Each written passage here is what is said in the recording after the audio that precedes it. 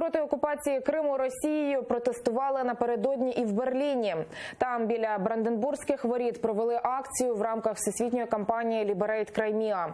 Люди розгорнули кримськотатарський прапор, що з осени подорожує світом. Крім того, тримали в руках фото політичних бранців Кремля. Докладніше наша Софія Абляєва. Величезний кримсько-татарський стяг, що з жовтня 18-го вирушив у всесвітню подорож, вже побував у 10 країнах. Цими вихідними дістався Берліну.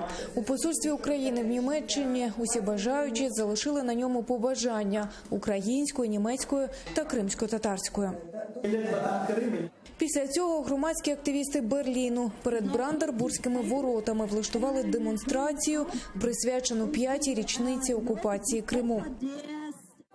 Сьогодні ми під Бранденбурзькими воротами разом рядом ініціатив з меседжем деокупація Криму, звільнення політичних в'язнів, припинення порушення прав в Криму і відновлення територіальної цілісності України. Участь в акції взяли представники української, кримсько-татарської, польської, чеченської, російської та інших діаспор Німеччини. Присутні тримали в руках національні стяги та світлини політбранців та жертв окупації Криму. Українка Олександра прийшла з портретом Віджіє Кашка.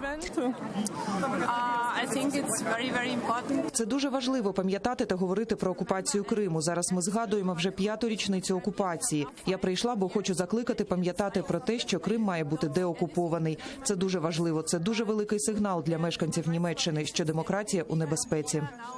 У ході акції на землі намалювали контури Кримського півострова. В ньому папірці з іменами політв'язнів.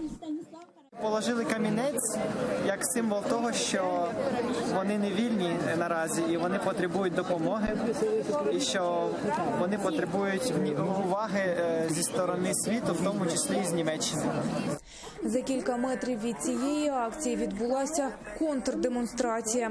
Там розгорнули російські і радянські прапори та банери з обвинуваченнями України у фашизмі.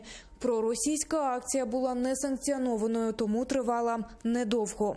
Софія Абляєва та Соня Поспішилова з Берліну для Zaman АТР.